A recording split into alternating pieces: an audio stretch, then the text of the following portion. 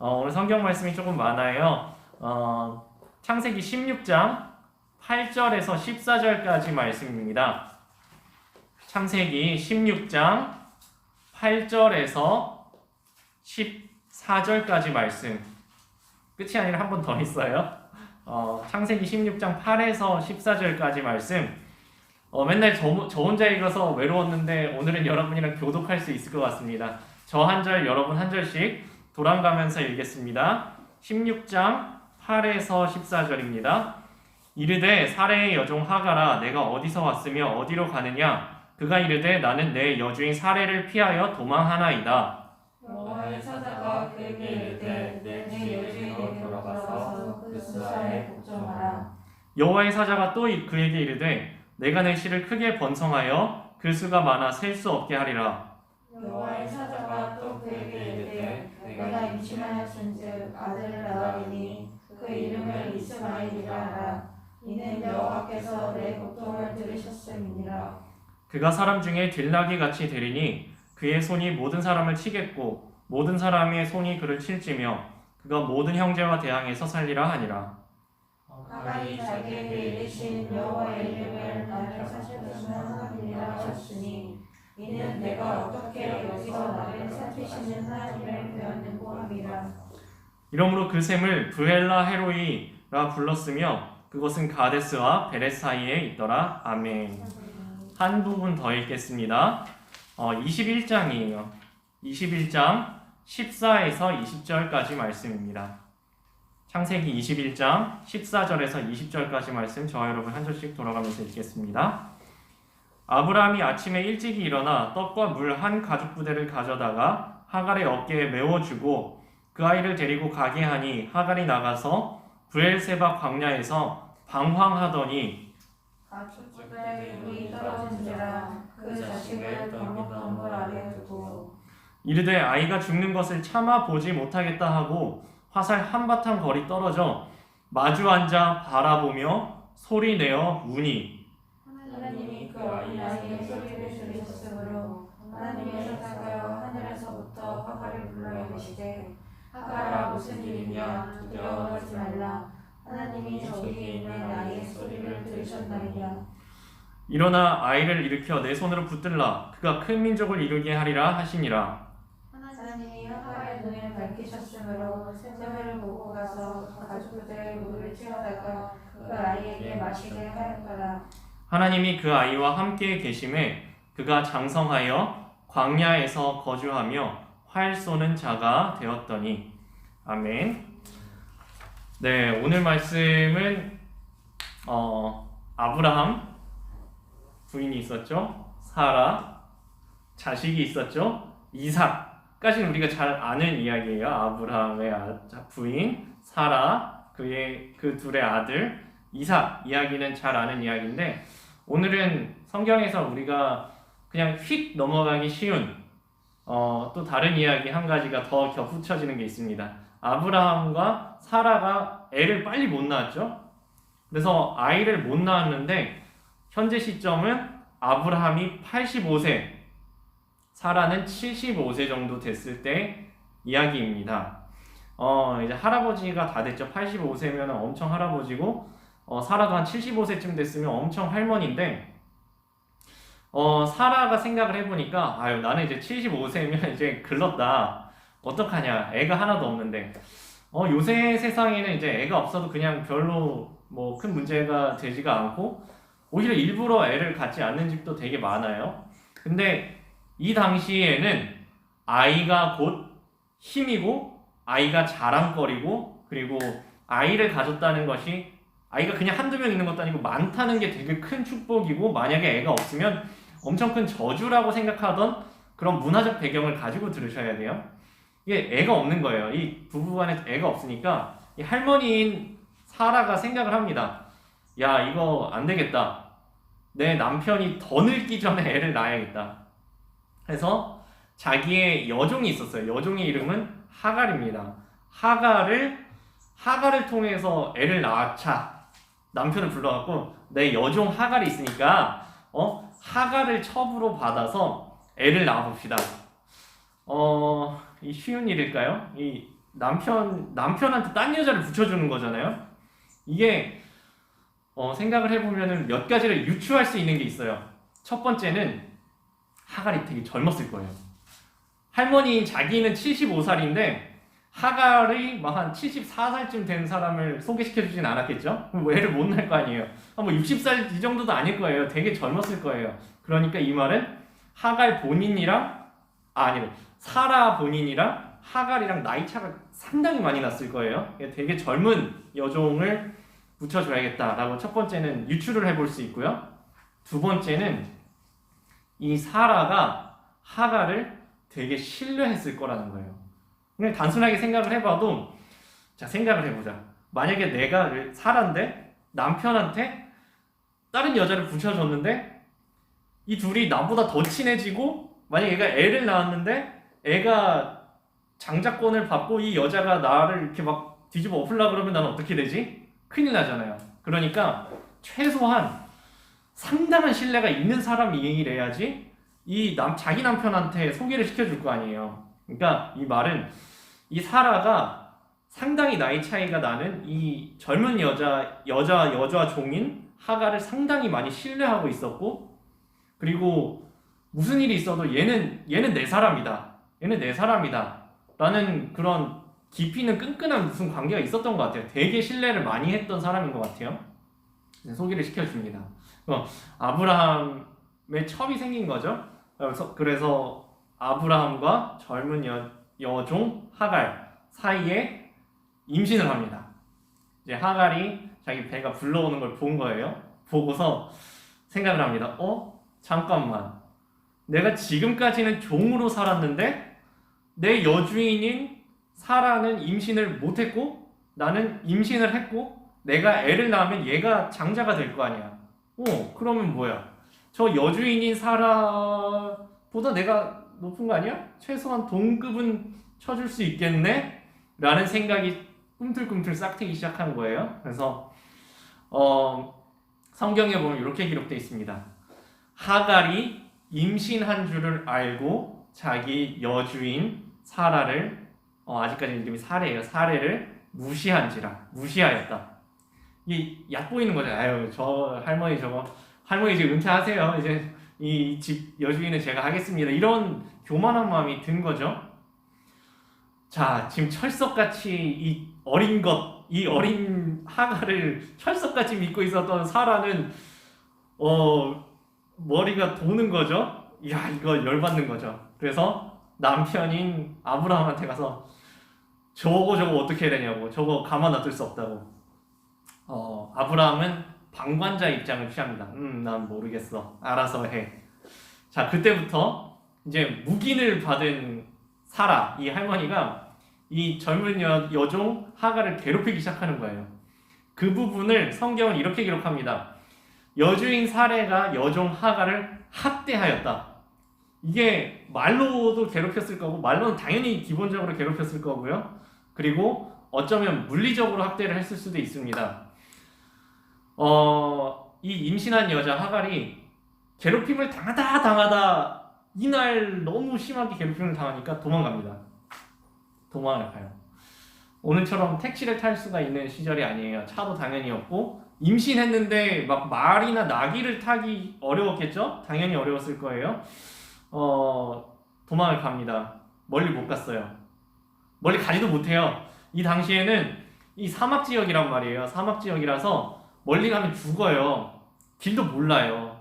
가다가 멀리 가지도 못하고 그냥 어느 정도 가서 샘물, 우물가 어귀에서 주저앉습니다. 임신했으니까 당연히 방금 전까지 괴롭힘 당하다 도망 나온 거예요. 살아야 되겠으니까 도망은 나왔지만 막 체력이 좋고 막 그런 게 아니란 말이에요. 막 먹을 걸 챙겨온 것도 아니고 빈몸으로 도망 나와가지고 우물가 옆에 주저앉습니다. 그리고 그 모습을 하나님이 보시고 하나님의 사자로 찾아오십니다. 하갈아, 너 뭐하냐? 하니까 하갈이 제가 여차저차해서 도망 나왔습니다, 하나님. 하니까 그 말씀을 들은 하나님이 이렇게 이야기를 하셔요. 첫 번째 이겁니다. 돌아가서 내 여주인 사라에게 복종하라. 이 무슨 얘기냐 하면요, 하나님이 사랑의 하나님인데 엄격할 때는 엄격하시다는 거예요. 하나님께서 이 하갈의 마음을 보신 거죠. 임신했다고 순간 마음이 교만해져서 다른 사람들을 업신여기고 무시하던 그 모습을 보신 거예요. 하나님이 비록 마음 아파서 울고 있는 하갈에게 찾아오시긴 했지만 너 이 부분은 잘못했어. 이 부분은 고쳐야 돼. 잘못된 부분은 지금 고치자. 그냥 오냐오냐 하시는 게 아니라 잘못된 부분은 따끔하게 이 부분 고쳐야 돼 라고 말씀하시는 게 첫 번째입니다. 그리고 두 번째, 네가 임신한 그 아이가 아들이 태어날 것이고 이 아이의 이름을 하나님이 지어주셔요. 그 아이의 이름은 이스마엘이라고 하라. 이스마엘이라는 뜻은 하나님이 들으셨다는 거예요. 너의 고통을 들으셨다. 너의 신음소리를 들으셨다. 네가 고통스러워서 억울해서 울부짖는 그 소리를, 슬픔의 소리를 하나님께서 들으셨다. 그러니 이 아이의 이름을 하나님은 들으시는 분이라는 뜻으로 이스마엘, 하나님이 들으셨다 라고 해라. 그때 하갈이 눈을 들어 보고서 하나님이 나의 고통의 소리를 들으시고 찾아오셨구나. 나는 하나님이 나를 버리신 줄 알았어. 사라가 나를 괴롭힐 때 나는 버림받았고 하나님 살아계신 하나님 어디 계신 거예요? 죽은 거 아니야? 나를 버리신 건가? 떠나신 건가? 아예 안 계신 거 아니야? 하나님 눈이 멀으셨나? 귀가 먹으셨나? 하나님이 보고 계셨구나. 그 하나님이 나를 보고 계셨구나. 하나님께서 나를 살펴보고 계셨구나. 아, 하나님께서 나를 지금도 보고 계시는구나 해서 하늘을 바라보고 이렇게 외칩니다. 엘로이. 하나님께서 나를 살펴보셨다. 하나님께서 나의 상황을 속속들이 보고 계셨구나 해서 엘로이, 나를 살피시는 하나님이라고 외치고 그 옆에 있는 샘물의 이름을 이렇게 붙입니다. 브엘라 헤로이. 이게 무슨 뜻이냐 하면은 살아계신 그분께서 나를 살피셨다. 이 무슨 뜻이냐면요, 살아계신 하나님께서 나를 살피셨다. 이 말은 하나님이 나를 무시하시는 줄 알았는데 나를 살펴보고 계셨다는 이야기고, 그 하나님이 어디 죽으신 건가 사라지신 건가 사실은 안 계셨던 거 아닌가 의심이 들었는데 그분이 살아계셨구나. 살아계신 그 하나님께서 나를 살펴보셨구나 라고 해서 그 우물의 이름을 나를 살피시는 살아계신 그분의 우물이라고 해서 부엘라 헤로이라고 짓습니다. 그리고 지금 이 장면은 아까 우리가 처음에 불렀던 찬양 주만 바라볼지라의 그 후렴 부분에 딱 맞는 찬양이에요. 그 후렴이 이렇죠. 하나님 사랑의 눈으로 너를 어느 때나 바라보시며, 이 어느 때나라는 거는 내가 하나님께서 나를 외면하시는 것 같은 그 순간에도 바라보고 계신다는 거예요. 어느 때나 바라보시며 하나님 인자한 귀로서 언제나 나에게 기울이시니, 내가 어두움에 있을 때에 밝은 빛을 비춰주시고 나의 작은 신음소리, 아무도 듣지 못하는 골방에서 내가 울고 있을 때에도 그 신음에도 귀를 기울이시니, 그 장면이 바로 이 장면입니다. 하나님께서 나를 살펴보셨다. 그리고 나의 신음소리를 들으셨다. 하나님을 만난 하갈은 다시 들어갑니다. 그리고 다시는 이 하갈이 여주인을 무시했다, 이 집안에 분란이 생겼다는 말이 쭉 없어요. 무슨 말씀이냐 하면 이 하갈은 하나님을 믿고 자신의 마음을 겸손하게 낮추고 순종하며 살았다는 말이죠. 그리고 이제 다시 껑충 16장에서 21장으로 뛰어넘어서 15년이란 세월이 지나갑니다. 15년이란 세월이 지나가고 아브라함과 사레는 그러면 15년 지났으면은 아브라함은 100살이 됐을 거고 사레는 90살이 됐겠죠. 애를 낳습니다. 아이의 이름은 우리가 다 잘 아는 이삭입니다. 이삭이 이제 태어나서 무럭무럭 큽니다. 그리고 이제 젖될 때가 돼서 한두 살쯤 된 거죠. 아이가 조금 커가지고 아장아장 걸어다닐 쯤에 잔치가 벌어집니다. 잔치가 벌어져요. 근데 그 잔치 자리에서 주인공은 꼬마 애기 이삭인 거예요. 이스마엘이 그걸 봤죠. 알죠. 이 잔치의 주인공은 저 꼬마 아기. 본능적으로 알아요. 이 모든 가정에 있는 모든 사람들이 나를 사랑하다가 그 사랑의 중심이 저 아이에게로 옮겨갔구나. 나는 이제 이 집안의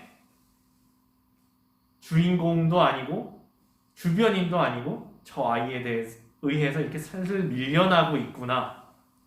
이제 나는 이 집안에 자리가 없나? 본능적으로 애들이 알아요. 그리고 얘가 미운 거죠. 이삭이 미운 거예요. 이 조그만 꼬맹이가 미운 거예요. 그래서 애를 괴롭힙니다. 놀려요. 조롱하고 놀립니다. 근데 하필 그거를 엄마가 본 거예요. 사라가 봤어요. 그거를. 사라가 이 이스마엘이 이삭을 괴롭히는 놀리는 장면을 보고서 화가 머리끝까지 납니다. 그리고 아브라함한테 또 쫓아가요. 저 쫓아내야 된다고. 쟤네들 쫓아내야 된다고. 그리고 아브라함이 하갈과 이스마엘을 내보냅니다. 방출시킵니다. 어떻게 방출시키냐 하면요. 떡과 물 한 가죽 부대를 짊어지게 하고 내보냅니다. 여러분 혹시 먹을 것이 살 수 있는 곳이 아무것도 없고 그냥 등에 짊어지고 어딘가 가보셨나요? 그렇게 멀리 안 가보셨을 거예요. 적어도 물은 공급할 수 있는 어느 정도 생각이 있었을 거예요. 왜냐하면 음식이랑 이런 거 챙겨보면은 제일 무거운 게 물이에요. 음식은 바짝 말리면은 그렇게 무겁지 않거든요. 어느 정도 꽤 많이 들고 갈 수 있어요. 근데 물은 엄청 무거워요. 작은 2리터 물 한 페트만 해도 2kg거든요.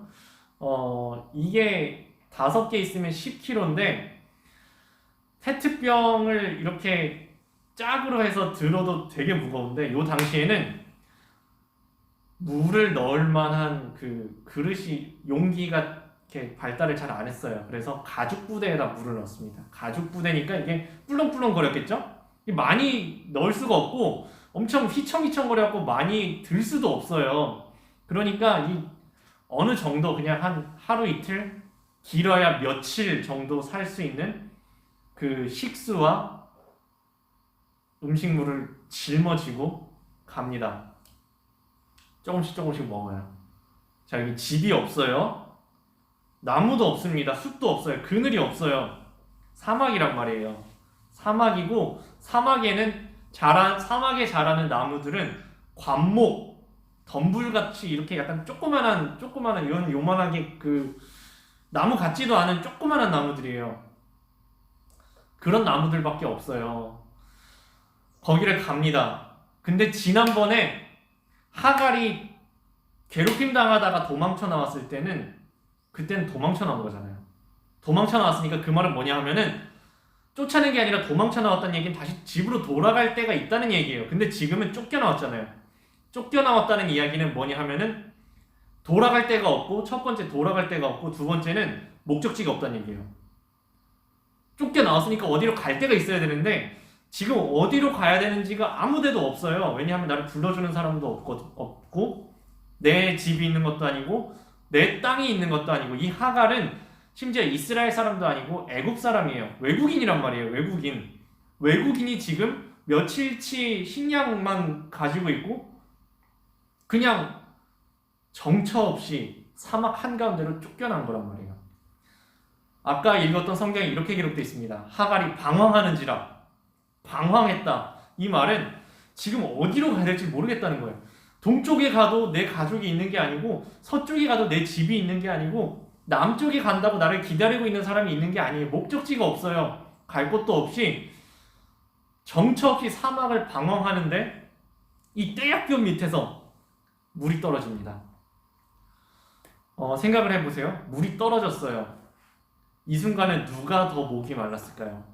엄마 하갈이 목이 더 말랐을까요? 아들 이스마엘이 목이 더 말랐을까요? 분명히 엄마 하갈은 나 괜찮아. 너부터 물 마셔. 나 괜찮아. 너부터 음식 먹어. 아들한테 양보했을 거란 말이에요. 근데 아들이 마실 물이 떨어집니다. 그 이야기는 하갈은 이미 진작부터 물 제대로 못 마셨을 거란 이야기예요. 아들 이스마엘이 지쳐 쓰러집니다. 쓰러지는데 엄마가 애를 눕히고 싶은데 눕힐 곳이 없잖아요. 큰 나무가 없단 말이에요. 그러니까 이 조그만한 덤불, 관목, 조그만한 나무 그늘, 진짜 얼마 되지도 않은 그 그늘에다가 간신히 머리 정도 식힐 수 있었을 거예요. 머리나 간신히 그늘이 덮이면 다행인 그 관목 덤불 아래에 놨는데 애는 기진맥진해서 뻗었습니다. 그냥 넘어진 거예요. 쓰러져 있는 거예요. 엄마는 진작부터 탈수 증상이 왔겠지만 정신력으로 버티고 있었겠죠. 아들이 아직 있는데 엄마가 먼저 쓰러질 수 없잖아요. 기진맥진한 쓰러진 아들 이스마엘을 이 그늘 같지도 않은 그늘에다가 눕혀놓고 애는 더 이상 못 간다고 쓰러졌는데 엄마도 이미 기진맥진했잖아요. 엄마가 보니까 애는 죽겠는 거예요. 왜냐하면 사막에 물이 떨어졌잖아요. 잘 알아요. 이제 끝이다. 이젠 진짜 끝장이다. 와, 아들이 죽는데 병들어 죽는 것도 아니고 사막 한가운데서 물이 없어 말라 죽는 모습을 지켜보고만 있어야 하는 어머니의 마음이 어땠을까요? 차마 그걸 못 보겠는 거예요. 못 보겠어서 고개를 돌립니다. 고개를 돌리고 나 진짜 이거는 못 보겠다. 진짜 이걸 어떻게 보냐. 아들이 말라 죽는 걸 어떻게 봐요. 그래서 가는데 뒤에서 아이의 울음소리가 들리는 거예요. 자기 아들의 울음소리가 들리는 거예요. 고개를 돌리는데 가자니 애는 말라 죽어가고 있는 걸 또 못 보겠고 고개를 돌리자니 울음소리가 들리는 거예요. 저는 성경에서 가장 슬픈 몇 가지 장면 중에 이 장면이 가장 슬픈 것 같아요. 와, 진짜 어떻게 해야 되는 겁니까? 그 자리에 하갈이 주저앉습니다. 주저앉고서 대성통곡을 합니다. 대성통곡을 해요.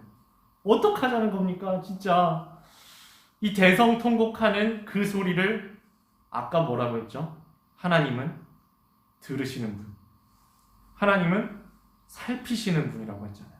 그분이 보고 들으시고 찾아오십니다. 그리고 물으셔요. 하갈아, 어쩐 일이냐? 하갈아, 두려워하지 말아라. 너희 아들 이스마엘의 소리를 하나님께서 들으셨다. 이스마엘 할 때 그 가운데 있는 샤마라는 뜻이 듣다라는 뜻이에요. 하나님께서 들으셨다. 그 하나님께서 들으시고 찾아오셔서 물을 주셔요. 물을 주시는데 물을 주시는 장면이 재밌어요. 하나님께서 하갈의 눈을 밝히심에 하갈이 샘물을 발견했고 그 샘물의 물로 아들에게 물을 마시게 하였다. 샘이 지금 멀지 않았던 거예요. 생명의 물이 멀지 않고 그냥 눈을 들어 보기만 하면 보는 가까운 곳에 있었는데 이 하갈과 이스마엘은 그 물을 발견하지 못하고 절망에 빠져서 이젠 죽었다. 이젠 끝장이다 하고 주저앉아서 이제 죽었구나 하고 대성통곡하고 있었던 거예요. 근데 하나님께서 찾아오셔서 하신 말씀이 너희 바로 옆을 봐라. 너희 바로 옆을 봐라. 거기에 샘물이 있다. 그 물을 마셔라. 그 물을 마시고 이스마엘이 소생합니다. 하갈이 살아나요. 그리고 오늘 아까 읽었던 마지막 절에 이렇게 기록되어 있었습니다. 하나님께서 이스마엘과 항상 함께 하셨다. 하나님께서 이스마엘과 함께 동행하셨다. 그 가는 길에 하나님께서 함께 가셨다. 그 인생을 함께 살으셨다. 이게 마지막 결론이었습니다. 오늘 말씀 보면서 어떤 생각들이 들으셨나요? 혹시 이 사막 한가운데에서 갈 곳 없고 어디로 가야 하는지도 모르겠는 방황하고 있는 그 모습이 우리의 모습은 아닌가요? 혹시 이젠 마실 물도 떨어지고 먹을 음식도 떨어져서 사막 한가운데서 말라 죽는 그런 처절한 모습이 우리의 모습은 아닌가요? 혹시 그런 모습을 보면서도 아무런 도움도 줄 수 없어서 마음이 타들어가는 그 어머니 하갈의 마음이 우리의 모습은 아닌가요? 하나님 앞에 대성통곡하며 눈물을 흘릴 수밖에 없는 그런 모습이 우리의 모습은 혹시 아닌가요? 예전에 혹시 그런 일을 겪지는 않으셨나요? 또는 주변에 그런 사람이 있지는 않으신가요? 오늘 말씀 기억하셨으면 좋겠습니다. 하나님은 살피시는 분, 살펴보시는 분, 외면하시는 게 아니라 보시는 분, 어두움의 밝은 빛을 비춰주시고 우리에게 귀 기울이시고 우리를 바라보시는 분이라는 것을 기억하셨으면 좋겠습니다. 그리고 두 번째, 드리고 싶은 부탁이 하나 있습니다. 우리 한국 교회를 위해서, 우리 새소망 교회를 위해서 꼭 기도해 주셨으면 좋겠습니다. 저는 오늘 말씀을 보면서 이거 한국 교회의 모습 아닌가? 어디로 가야 하는지 방향을 잃고 정처 없이 헤매며 사막 한가운데에서 마실 물이 없어서 말라 죽어가는 모습, 날개 없이 떨어져 가고 있는 한국 교회 모습이 저는 생각이 났어요. 하나님이 보고 계실 겁니다. 그리고 하나님께서 들으실 거예요. 우리 교회를 위해서 기도하셨으면 좋겠습니다. 교회를 위해서 사실 욕할 거는 많아요. 욕하려고 하면 욕할 거 많아요. 근데 욕하시는 게 아니라 기도해 주셨으면 좋겠습니다. 지금은 싸울 때가 아니라 기도할 때입니다. 하나님께 부르짖을 때예요. 하나님께 부르짖을 때 하나님께서 저희들의 기도를 들으실 줄 믿습니다. 하갈이 나 살자고 기도하지 않았단 말이에요. 하갈이 저 아들, 말라 죽어가는 이스마엘 자기 아들 다른 사람을 위해서 기도했을 때 울부짖는 그 소리를 하나님께서 들으셨단 말이에요. 우리 각자의 어려움들도 있겠지만 그것보다도 더 중보하고 다른 사람을 위해서, 특별히 우리 한국 교회를 위해서 하나님께서 역사해 주시기를 위해서 기도하는 그런 일주일 되셨으면 좋겠습니다. 우리 마지막 찬양 주만 바라볼지라. 하나님 사랑의 눈으로 너를 어느 때나 바라보시며 하나님 인자한 귀로서 언제나 너에게 기울이시니 어두움의 밝은 빛을 비춰주시며 너의 작은 신음에도 응답하시니 너는 어느 곳에 있든지 주를 바라며 주만 바라볼지라. 가사를 생각하면서 함께 찬양하겠습니다.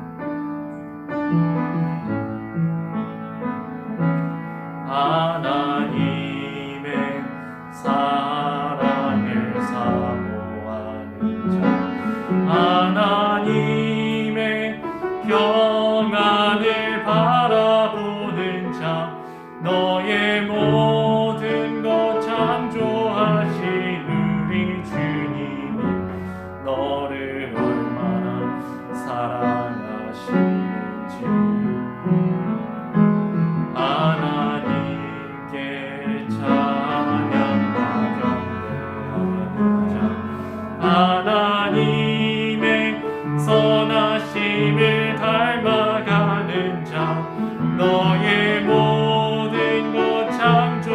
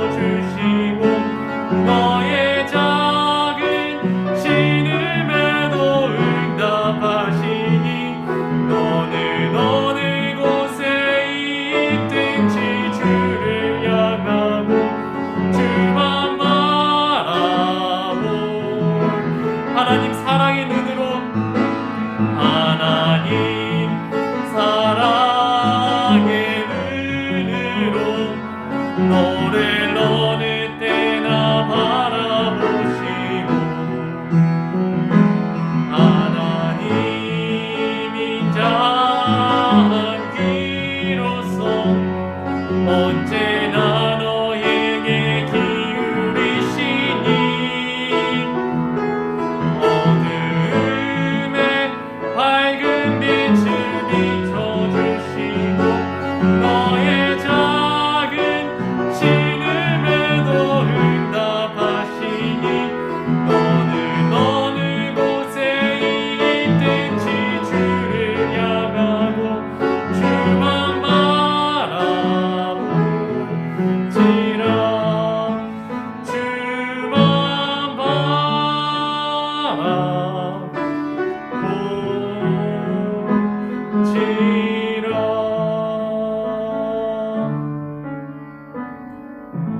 기도하겠습니다. 사랑의 주님, 들으시는 주님, 나의 작은 신음에도 응답하시는 주님, 어두움의 밝은 빛을 비춰주시는 주님, 하나님 사랑의 눈으로 어느 때나 우리를 지켜보시는 주님, 인자한 귀로서 우리의 귀를 기울이시는 주님, 주님께 부르짖기 원합니다. 주님께 기도하기 원합니다. 주님 붙잡고 주님 바라보며 주님께 주님의 이름을 부르며 주님 앞에 눈물을 흘리기 원합니다. 주님 앞에 중보 기도하기 원합니다. 하나님, 저희들의 삶의 상황들을 아시는 주님, 살피시는 주님께서 찾아오셔서 이스마엘, 내가 너를 들었다. 엘로이, 내가 너를 살펴보았다. 그 주님께서 이스마엘에게, 하갈에게 찾아가셨듯이 저희들의 삶 속에 찾아오셔서 살리시고 먹이시고 일으키시고 주님의 생명수로 채워주시옵소서. 특별히 저희가 중보 기도하기 원합니다. 저희 주변에 있는 이웃들을 위하여서, 날개를 모르고 추락하는 우리 한국교회를 위하여서 기도하기 원합니다. 하나님, 불쌍히 여겨주시옵소서. 하나님의 생명으로 채워주시옵소서. 일으켜주시옵소서. 사막 한가운데에서 정처를 알지 못하고 헤매이고 있는 이 모습을 주님 불쌍히 여기셔서 일으켜주시옵소서. 저희 삶 속에 역사하시는, 살아계신, 살피시는, 들으시는 하나님 앞에 예수 그리스도 이름으로 기도했습니다. 아멘.